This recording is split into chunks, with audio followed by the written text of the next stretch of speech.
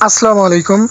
বিভিন্ন চাকরি পরীক্ষায় বর্তমান নাম এবং পুরাতন নাম থেকে প্রচুর প্রশ্ন এসে থাকে। চলুন জেনে নেই কয়েকটি গুরুত্বপূর্ণ বর্তমান নাম এবং পুরাতন নাম।